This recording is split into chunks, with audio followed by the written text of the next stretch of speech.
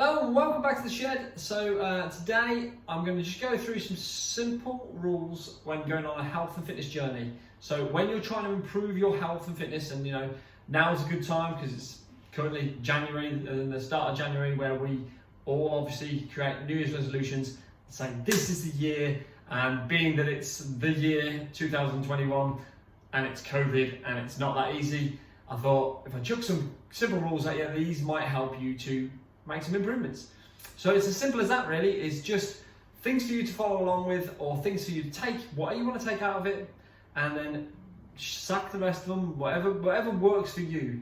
If you watch this video and you just think, well, to be honest, Barney, I know all that on it already, maybe this is just a refresher, and this will give you something to think about when you're going on to whatever it is that you've decided you're going to do going into 2021 now, and having this being a year that you actually make some progression. And what it is just 10 rules. So I've just written down 10 rules that may help you to be a little bit more successful on your new fitness journey as we enter the new year.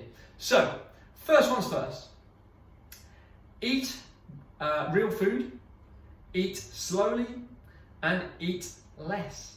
So a lot of people have just come out of Christmas and the whole thing is that we've overindulged. Now, we haven't been able to go out and party, but we've overindulged a little bit, and it's just, it always happens every year. We sit down a little bit more, we socialise a little bit more, which obviously not this year, and we eat everything, anything that's available. And so it's obvious to us now that when we go into this new regime that we want to have something that's a little bit less. Eat until we're not full. A lot of us, especially around my age, we've come out of the understanding that you want to eat till your plate's finished, don't waste food, all those things, but not necessarily best for our health. So if you're a person that bangs on, shed loads of food onto a plate because that's naturally what you've done forever, and now we've got an abundance and you want to put more food on because you can, and then you're stressing about it afterwards because you ate it really fast and you've overindulged and you've eaten too much. These are just really easy ways of tricking that into working better. So, as I said, eat real food. So as you're prepping this plate, as close to nature as you can. If it don't grow, it ain't grown, don't eat it. Get it to be as close to nature as possible. Then, eat it slowly. Try and have a conversation. Sit with the family. Sit with, even if it's a screen with somebody in front of you because you're sitting on your own, that you're having a conversation with, and they're having theirs. Add something that makes this table, this dinner time, last longer. And by doing that, you'll digest more of it, and probably you'll be satiated, so you'll feel fuller sooner, and that plate won't be so empty. And you can use that later. Have a snack with it for lunch the next day, reheat it, and make it a more sociable, enjoyable time. So it's real food, slowly, and eat less. Second rule, drink plenty of water. So as I said, these are simple rules. If you are trying to drink more water, you're going to be your body's 70% made up of water, so it's part of you. It needs replenishing because we sweat, we lose it throughout the day anyway, we are going to the toilet, so we want to replenish that system, and we want to make sure that we're getting a good amount in, or a good type of liquid in, because we don't want to add any more stress to the body where it's trying to digest that. So water is the most natural thing, so drink water. And you might be sold down the lines of all the supplements and everything else that come out at the moment, because again, it's January. But the reality is you just need to have something that's real food, real water. If you can't, and you are the type of person that's I have to have some squash with it because I don't like the taste of water. It's you. Your 70% of it is you. But then have a little bit and try and dilute that over the coming months. So if you start with that much in the bottom of your glass, then try and reduce that down a little bit and reduce it down a little bit until the next thing you know, you can't even be bothered to get the squash out because it's so small that you can't tell whether it's water or not, and then you just stop. And that worked for me when I was drinking more squash and more things that weren't just pure water. Have a rule on that. So if you are somebody who likes your fizzy pops and things like that, and obviously alcohol, have some rules that set around those. So nobody wants to be baggage the next day, so don't drink to excess. Add some water in between your drinks. I don't know that's not cool, man. Try and be cool. Be cooler than the cool. If it's fizzy pops, have a rule, for example, where you have one can or one bottle or one glass per day. And if you don't use it in that day, it doesn't mean you get two the next day. It just means that is my rule, hard and fast rule, that I don't change every day. So moving on from that then is exactly that, moving. So rule 3 is move for the sake of moving. Just move. You know, if you've got an opportunity to park at the end of the supermarket car park and walk all the way across, why not? If that's your only opportunity for fresh air as well, that's another good reason to do it, even if it is raining. Just have something that makes you move a little bit more. So take the stairs, park further away from the supermarket doors, go out for a physical walk, you know, take your neighbour's dog for a walk, take the kids for a little bike ride, whatever the thing is that makes you get out and move more. Then also move the rest of your joints. So the reason that our joints and things stay healthy is because we move them around. So if you move these, that's an obvious one. You know, there's lots of different joints that happen in just that finger. And if I'm closing and opening my hands, that's going to add to it.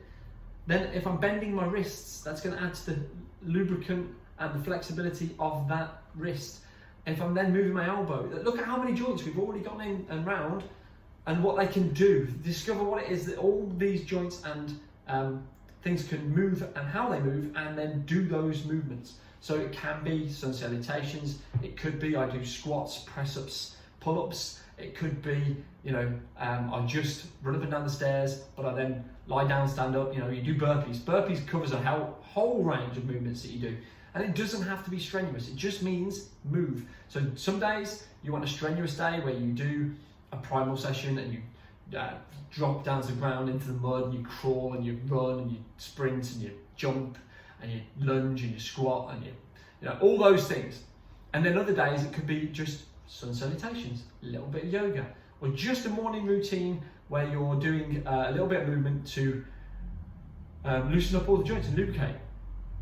And think about them. Just if you can't think of what to do, start at the toes, wiggle your toes, move them around, do 20 reps, 10 reps on those, then do tiptoes, then rotate your ankles round, and bend and flex and extend on the ankle joints, bend the knees. Once you've done 10 or so reps of everything going up to just the knees, you'll start feeling warmer. And you know, it's cold outside, so that's a good start. And then move your way all the way up to the end of your fingers and round the neck. That'll once you've felt through every single movement that one joint can do, you'll notice how much more you moved. And actually that will probably take quite a long time. So do it whenever you get a chance. Move, especially now, just move.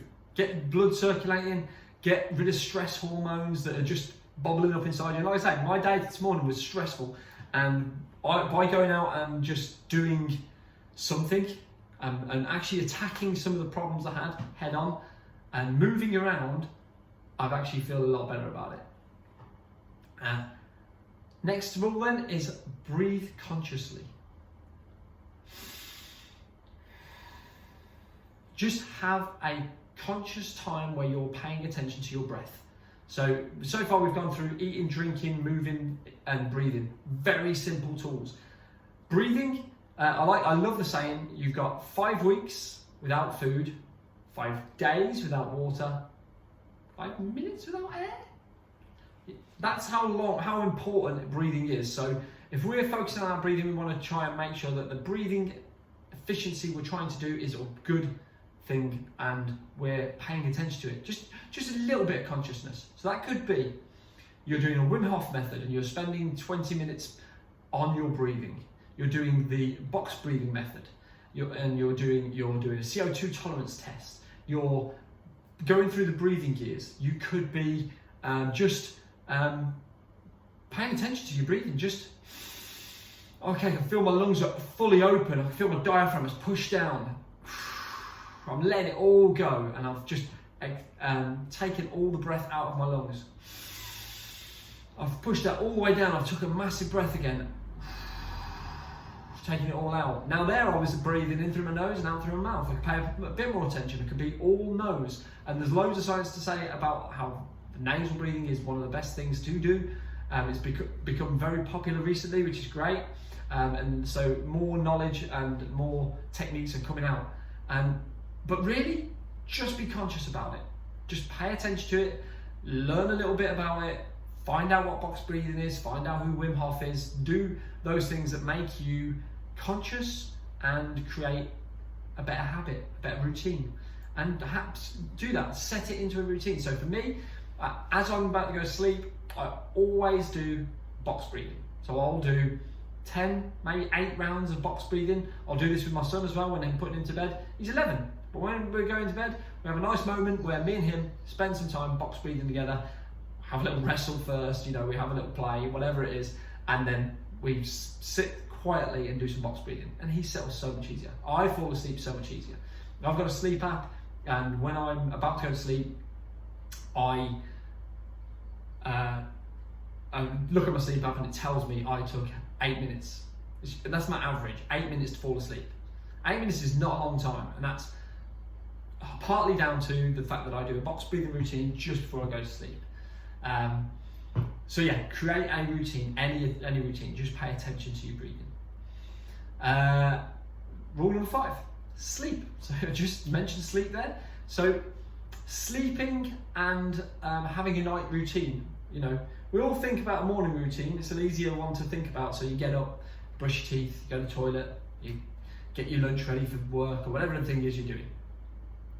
Create the same at night. So start turning off the lights, start turning down the electronics. Don't spend every waking hour looking into a screen that's then making your brain start waking up and paying attention to that light.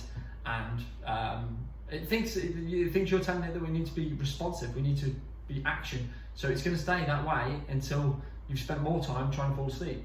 Hence, a short amount of time falling to sleep is obviously good for you. And we don't want to spend and waste that time, because let's face facts, not everybody has a lot of time, and a lot of people are only getting 4, 6, 7, if they're lucky, hours, because that's all they have time available, because they've got to get up for work, got to get the kids ready, got to get all those things happening. So take that time and have a routine that brings you down. So you're waking up, you're coming up, and then at the end of the day, you're going back down. Spend time having no waking up things, like having to pay attention to your diary for the next day, waking yourself up with the screen time. So get rid of that earlier on before you can. Spend some time box breathing before you go to sleep, and create some kind of a routine that makes you able to fall asleep. Prepare your body for sleep. So do a little bit of sun salutations, do some yoga, move around nice and gently. You don't want to vigorously, because that will bring your heart rate up, that will get you even more aware and alert, ready for an attack. Whereas really you want to be bringing yourself down, so it's something that's nice and light and calm. Do some foam rolling, relax your muscles off, get a gun out and pump your muscles with the gun. A massage gun, obviously, that's what I'm talking about there. And do a few stretches, put your body back into the position it wants to be in before you then sit quietly, lying down on your back, turn into a vampire. And settle yourself. Rule number 6, stress management. Do the stress that is, go towards the stress that is good for you. There is stress that's good for you. Stress is a level. There's levels of stress that's obviously detrimental, makes you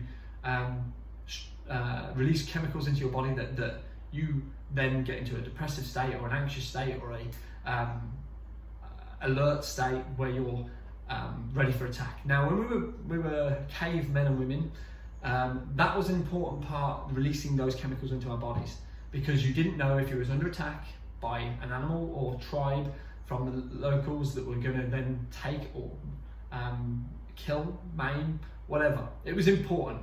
So you had to be alert and ready. And so those chemicals, adrenaline, cortisol, all those things get released into your body, and then you are ready for action. Now, if you get that off a phone call, or if you get that from an email, or if you get that from a conversation, there is no physical action happening. So with that lack of physical action, the blood circulation around your body doesn't happen, and you don't get rid of those chemicals or use up those chemicals that have been released into the body, and then you become more stressed because they're just still floating around. It's just circulating around the body, tensing you up, getting you anxious, getting you afraid, fight or flight. That's why fight or flight is the two things. Both of those are physical actions. You run away or you fight for your life. One of those two things are a physical action that we would do, and that's our response to that stress. We're not doing that when we're answering an email and, oh God, I can't believe my boss just said that. That's not what we're made to do. The body is made to move around and break those chemicals down and use them up like a battery. So we want that to happen. So if you know when you've got the lady lifts the car off her child because she doesn't know where she found the strength, but the adrenaline was pumping around her body. Well, yeah, because that was ready to prepare her body to get it to be ready to lift that and to fire up the muscle fibers to lift the car off the child. Could she do it again if she wasn't in them circumstances? No. And that's there in pumping through the body for. So we have to stress manage. So use good stresses: cold shower, burpees, a run, a row, a lift, a primal session, whatever the thing is, something that makes you exert all that energy, especially if you're wound up from the day that you've had at work where you need to switch that off. And then try to avoid the stresses that come on that you don't need. And don't let them impact you as much. So be responsive with your own emotional state. So do I really need to stress this highly about an email that says I've now got to be in a meeting at 11 when it was supposed to be 11:30? There's no tribe attacking the village. There's no animal about to eat your children. No.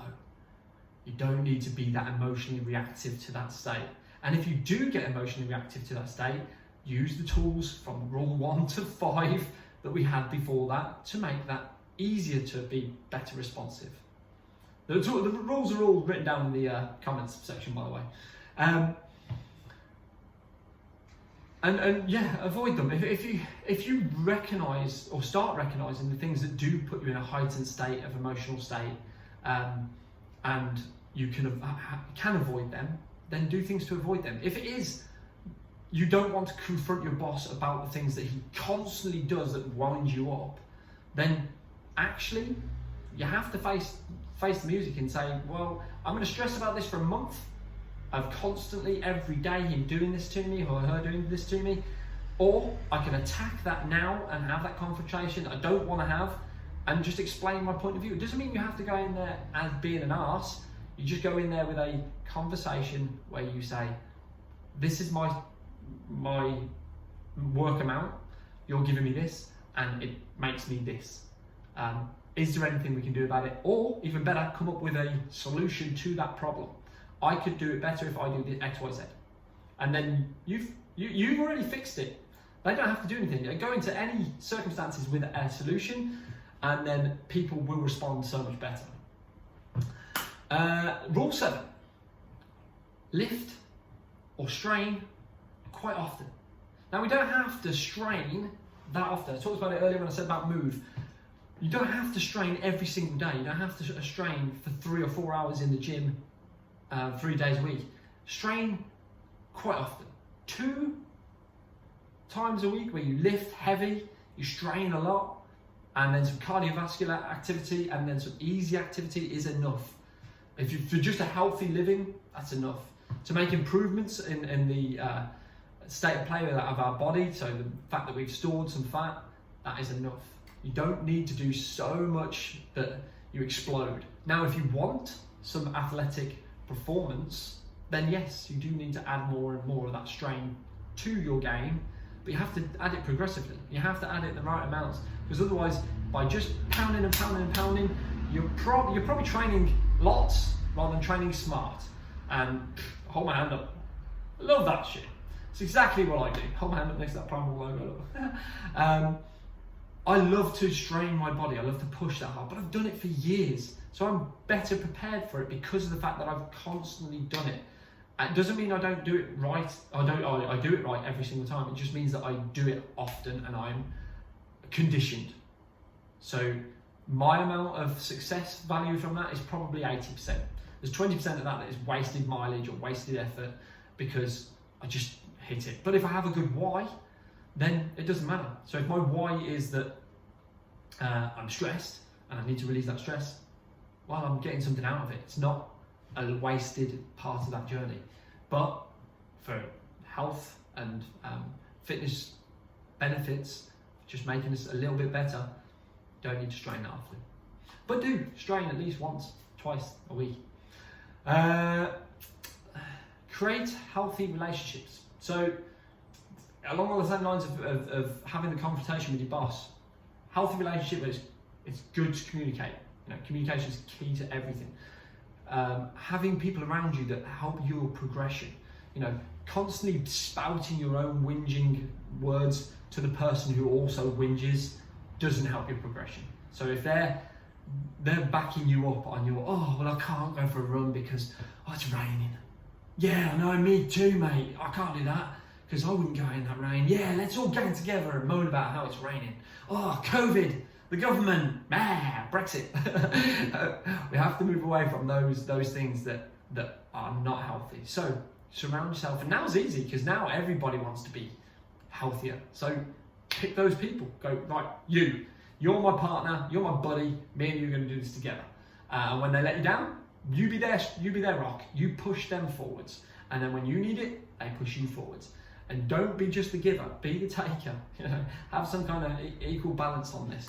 And get some people that are fitter than you, that are stronger than you, that are happier than you. Get them to be surrounding you, and then you'll learn and take away from them. Rule 9, control the controllables. So in the same realms of everything else we've talked about, have some control over the things that you know you can control. So don't buy all the crap food. Don't put it in your house. You can control that. If you put it in your house, or if you had it from leftover Christmas, get rid of it. Put it somewhere where you can get rid of it, or send it to someone, or hide it till it's an occasion where you want it and you need it, not want it.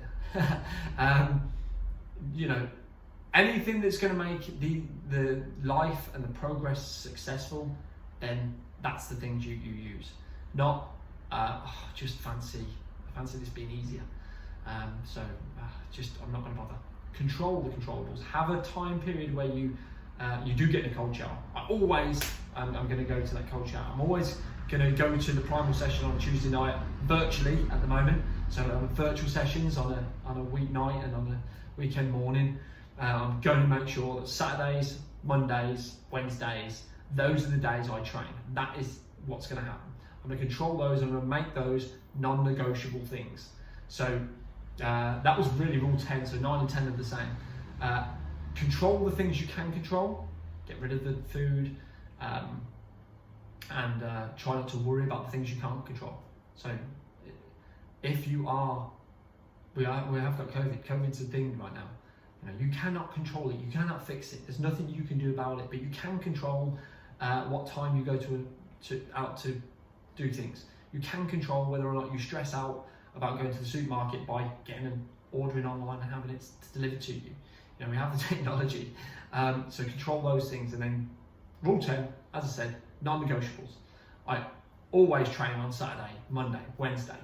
I always do my box breathing before I go to sleep and turn off the appliances beforehand. I always have a cold shower first thing in the morning. You don't have a cold shower, by the way, so that you make yourself better. You make it, I love this, I heard this, I can't remember where I heard this, but a stress that you are purposely putting your body under stress and controlling your emotional reaction to that stress.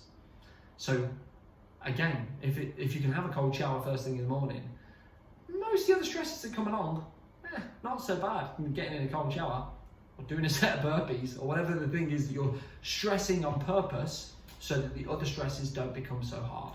And that's the thing. You're doing the reactive exercise, so you're reacting to the fact that you've had a stressful day, and then you're also doing exercise when you don't need it so that you can react well and control your emotional state when it does get hard. And it helps on both sides of the scale. And so just to summarise that, it's the 10 rules. They're all in the comments below, so you can have a look. I'll make sure they're in there. And you can have a read of those.